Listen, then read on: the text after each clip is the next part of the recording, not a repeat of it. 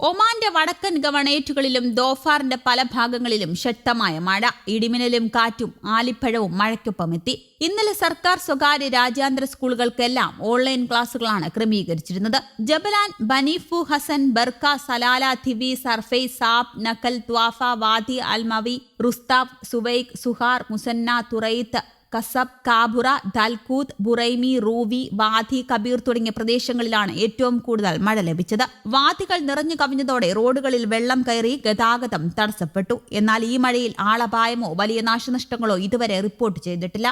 മഴ മുന്നറിയിപ്പ് ലഭിച്ചതിനാൽ ജനങ്ങൾക്ക് ജാഗ്രത പാലിക്കാൻ സാധിച്ചു. കാലാവസ്ഥാ നിരീക്ഷണ കേന്ദ്രം മസ്കറ്റ്, തെക്കൻ ഷർക്കിയ, വടക്കൻ ഷർക്കിയ, തെക്കൻ ബാത്തിന, വടക്കൻ ബാത്തിന, ദാഖിലിയ, ദാഹിറ ഗവർണറേറ്റുകളിലും ദോഫാറിന്റെ വിവിധ ഭാഗങ്ങളിലും ശനിയാഴ്ച വരെ മഴ തുടരുമെന്നും ഇടിമിന്നലിനുള്ള സാധ്യതയുണ്ടെന്നുമുള്ള മുന്നറിയിപ്പ് നൽകിയിട്ടുണ്ട്. അധികൃതർ ജനങ്ങളോട് ജാഗ്രത പാലിക്കാനും സുരക്ഷ ഉറപ്പുവരുത്താനും ആവശ്യപ്പെട്ടു. വാദികളിൽ ഇറങ്ങരുതെന്നും കുട്ടികളെ വാദികളിൽ കളിക്കാൻ അനുവദിക്കരുതേയെന്നും വെള്ളക്കെട്ടിലൂടെ വാഹനം ഓടിക്കരുതേയെന്നുമാണ് അധികൃതരുടെ നിർദ്ദേശം. യുഎഇയിലെ കനത്ത മഴയുടെയും മൂടിക്കെട്ടിയ കാലാവസ്ഥയുടെയും പശ്ചാത്തലത്തിൽ നിരവധി വിമാനങ്ങൾ റദ്ദാക്കിയതായി എമിറേറ്റ്സ് എയർലൈൻ അറിയിച്ചു.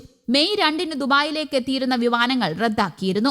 അതേസമയം ദുബായ് അന്താരാഷ്ട്ര വിമാനത്താവളം വഴി യാത്ര ചെയ്യേണ്ട കാറിലോ പൊതുഗതാഗതത്തിലോ യാത്ര പുറപ്പെടുന്ന ഉപഭോക്താക്കൾ മോശം കാലാവസ്ഥ പരിഗണിച്ച് കുറച്ചധികം സമയം കണക്കാക്കി ഇറങ്ങണമെന്ന് ഫ്ലൈ ദുബൈയും അറിയിച്ചു. ഫ്ലൈ ദുബൈ വെബ്സൈറ്റ് സന്ദർശിച്ച് ഫ്ലൈറ്റ് സ്റ്റാറ്റസ് പരിശോധിച്ച് ഉറപ്പാക്കണം.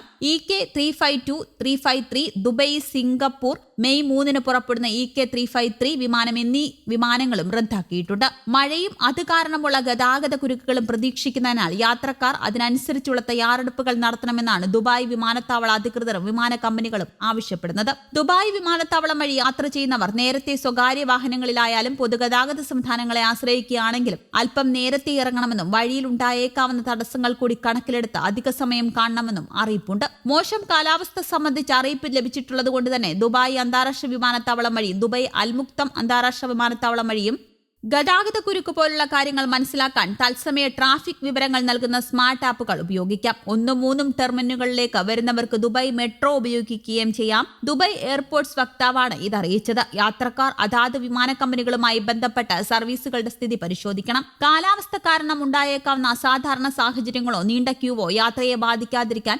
സാധാരണയേക്കാൾ അല്പം കൂടി നേരത്തെ എത്തണമെന്നും അറിയിപ്പിൽ പറയുന്നു. യുഎഇയുടെ വിവിധ പ്രദേശങ്ങളിൽ മഴ ശക്തി പ്രാപിക്കുകയാണ്. രാജ്യത്തുടനീളം അന്തരീക്ഷം മൂടിക്കെട്ടി നിലയിലാണ്. അബുദാബിയിലെ മുസഫ ഷാബിയ, ദുബായിലെ investment park Jumeirah, Al Quoz, Bur Dubai, Oud Metha, Al Nahda, Sheikh Zayed Road, Karama, Barsha എന്നിവിടങ്ങളിലും ഷാർജയിലെ സജ, മുവൈല, കാസിമിയ എന്നിവിടങ്ങളിലും വടക്കൻ എമിറേറ്റുകളായ Ras al Khaimah, Fujairah, Umm al Quwain, Ajman എന്നിവിടങ്ങളിലും മഴ കനത്തു പെയ്യുകയാണ്. ചില സ്ഥലങ്ങളിൽ റോഡുകളിലും താഴ്ന്ന പ്രദേശങ്ങളിലും വെള്ളം കെട്ടിനിൽക്കുന്നുണ്ടെങ്കിലും ഇതുവരെ ഗതാഗത തടസ്സങ്ങളോ മറ്റു പ്രശ്നങ്ങളോ റിപ്പോർട്ട് ചെയ്തിട്ടില്ല.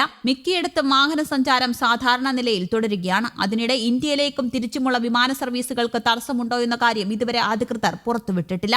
എന്നാൽ യാത്ര തടസ്സമില്ലെന്ന് ഉറപ്പാക്കാൻ യാത്ര പുറപ്പെടുന്നതിന് മുമ്പേ വിമാന ഓഫീസുമായോ ഏജൻസിയുമായോ ബന്ധപ്പെടണമെന്ന് അധികൃതർ നിർദ്ദേശിക്കുന്നു. കഴിഞ്ഞ ഏപ്രിലുണ്ടായ പ്രളയത്തിന്റെ പശ്ചാത്തലത്തിൽ ഷാർജയിൽ ഈ പ്രാവശ്യം വൻ മുൻകരുതലുകളാണ് എടുത്തിട്ടുള്ളത്. റോഡരികിലെ ഓവുചാലുകൾ അറ്റകുറ്റപ്പണികൾ നടത്തി വെള്ളം കൃത്യമായി ഒഴുകിപ്പോകാനുള്ള സംവിധാനങ്ങളും ഒരുക്കിയിട്ടുണ്ട്. അതേസമയം അധികൃതർ ജനങ്ങളോട് സുരക്ഷയ്ക്കായി വീടുകളിൽ തന്നെ തുടരാൻ നിർദ്ദേശിക്കുന്നു. അത്യാവശ്യ സാഹചര്യങ്ങളിൽ മാത്രമേ പുറത്തിറങ്ങാവൂ എന്നും അധികൃതർ നിർദ്ദേശിച്ചിട്ടുണ്ട്. വ്യാഴാഴ്ച ഓറഞ്ച് അലർട്ട് പ്രഖ്യാപിച്ചിരുന്നു. ഇതനുസരിച്ച് ഇന്നും സ്കൂളുകളിൽ ഓൺലൈൻ ക്ലാസുകളായിരിക്കും ഉണ്ടായിരിക്കുക. സർക്കാർ ജീവനക്കാർ വർക്ക് ഫ്രം ഹോം രീതി പിന്തുടരുക. News desk, Kerala Kaumudi.